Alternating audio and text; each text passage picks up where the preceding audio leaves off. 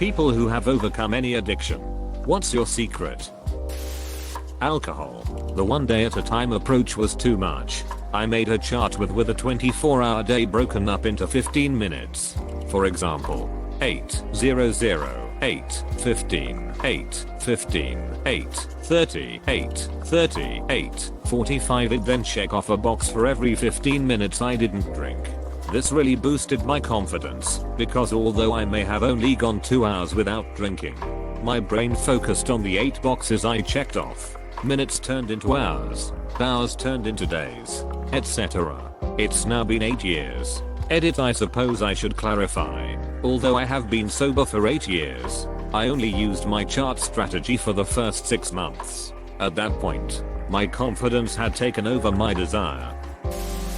Basically, I came to a point where I had to make a choice: either lose all my money and go homeless, and probably losing my cat in the process, I just assume, because I've never seen a homeless person with a cat, and I couldn't keep him on a leash, going to an addiction center and having to trust someone with my cat, or go cold turkey and keeping my roof and my cat. I chose the latter.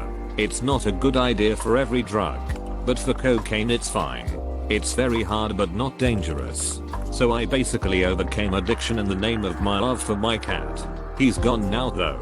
After 15 years of supporting me and saving my life countless times, I'll always love that fluff ball. You need to want to quit. Otherwise it will be a fight against yourself. I quit smoking about 15 years ago after being a smoker for like 18 years. I decided to quit several times but never stuck. Always found a reason to fall back into the habit. One day my 4-year-old daughter told me that she was going to find a way to save me from cancer because smokers are bound to get it. After that I couldn't stand cigarettes anymore and quit within the week. Never again. I wanted to be there for my girl more than anything else. It's been 11 days since I quit. I've tried to quit before, but I always came back trusting I could handle just this once. I even promised my daughter I would stop and started hitting to do it. Never again. I really am giving it all my best to stop once and for all. I quit smoking about 5 years ago. I was smoking a pack per day and it wasn't working very well. When I decided to quit, I told myself it is okay to smoke, but for every cigarette I smoke, I will work out 1 hour religiously. So I never smoke more than 2 cigarettes per day after that for about a year. Then I reduced it to 1. Then it was once a week. And eventually I managed to stop. And 5 years, and counting without cigarettes. I got off meth by going completely cold turkey. It was hard for the first week but got easier. Cold turkey isn't something I recommend for an alcoholic or heroin addict, and it doesn't work for everybody, but it did for me. Just want to add, going cold turkey off alcohol or other drugs can literally kill you. If you read this and are wanting to quit, please consider seeking help. In the USA, the United Way has a helpline you can reach by dialing 211. They should be able to help you find counselors, doctors, a program, or some kind of cheap or free help. Doesn't necessarily apply to OP's addiction. I've been nicotine free for 6 months. Cold turkey, knowing detox is gonna suck. Finding alternatives to satisfy that same I gotta do something fixations. For OP, I'd recommend the rubber band method, snapping yourself when the urge strikes. The key is to go hard enough that it hurts a bit but not so hard you're leaving marks actually hurting yourself. Keep a journal so you can track what triggers your urges. Stress, boredom, anxiety. Once you've identified the triggers, you can work on resolving them. You mean I have to just replace all the stimuli leading to urges? Like when I get bored I open Reddit, waste hours on it. So I have to find a new boredom hobby. Basically, you may think it's boredom, but through thorough record keeping you may notice a trend that points to something else.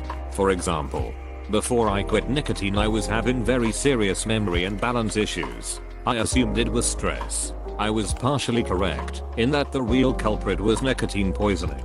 What caused the nicotine poisoning? Stress. That came about through obsessive record keeping. There's research that shows 10 weeks is a good estimate for how long it takes to break a habit.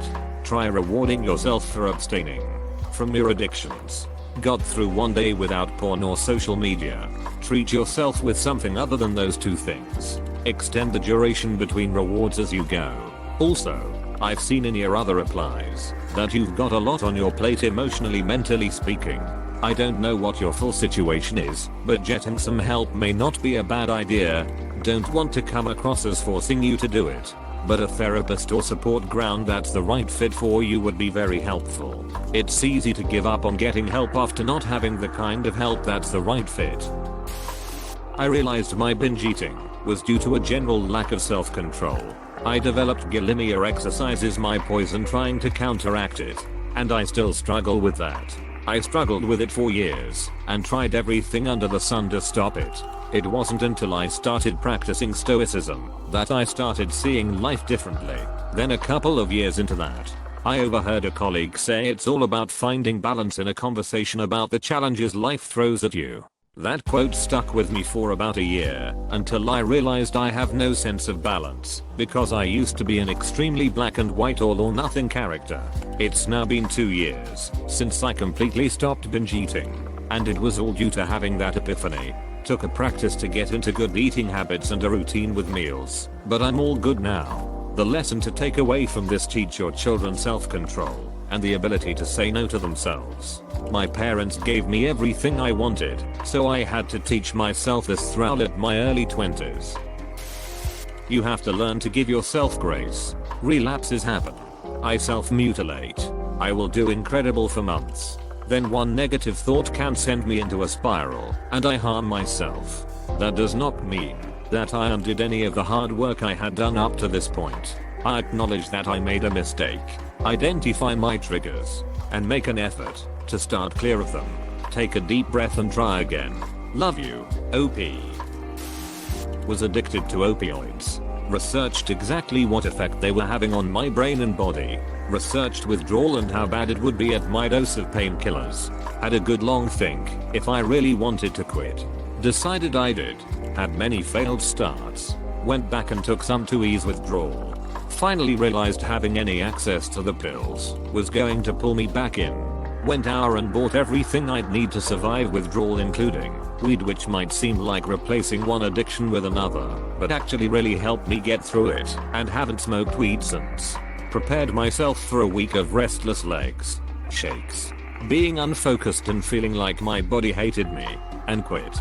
Through our all pain meds. Told family and friends what I'd been dealing with and why I wouldn't be around for a week, then went through heck knowing at the end of it I'd be free. 8 months and pain pill free. I recommend getting the support of friends and family.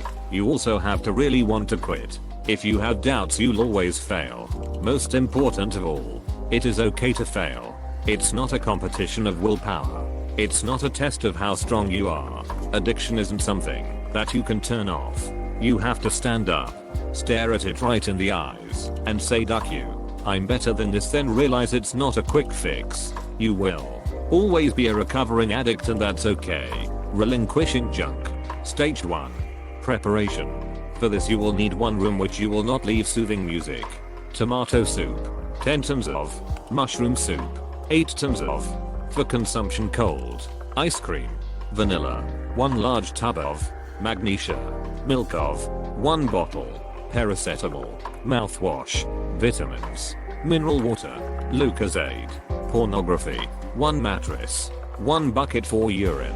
1 for feces, and 1 for vomitus. 1 television and 1 bottle of Valium, which I've already procured from my mother, who is, in her own domestic and socially acceptable way, also a drug addict.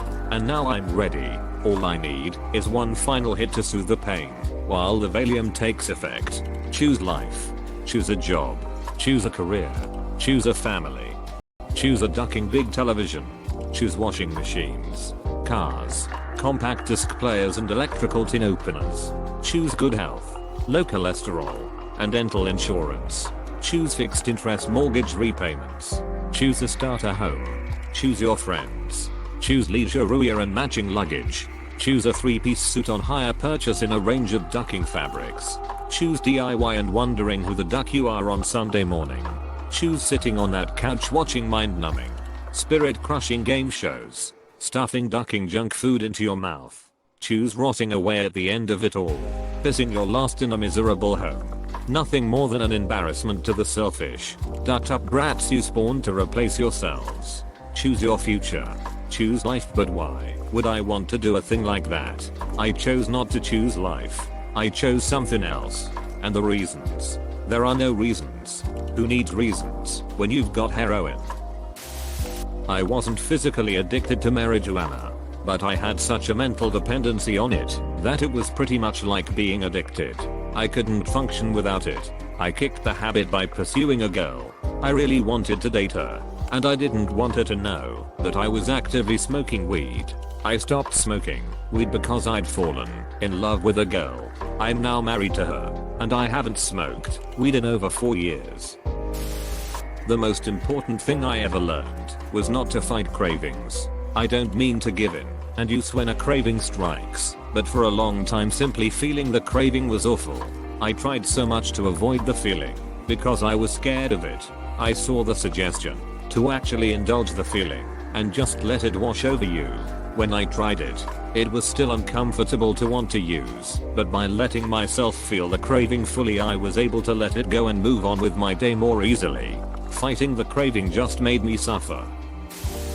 Coffee. I was a serious caffeine addict, like 12 cups a day, and one day for no reason I just woke up and didn't feel like having coffee. I've had maybe 5 cups of coffee in the 10 years since then.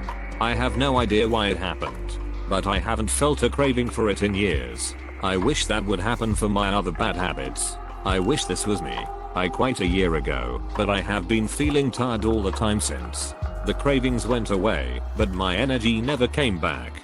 I had been doing 5-8 cups a day for over 18 years. I had a kombucha drink the other day, forgetting that it had some black and green tea, and that was the first time I felt normal in a year. Now I don't know what to do, because I actually felt like I had more than enough energy to do everything I wanted in a day.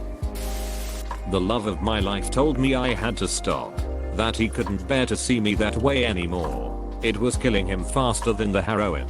There isn't any secret. No one size fits all. It's finding something worth fighting for me.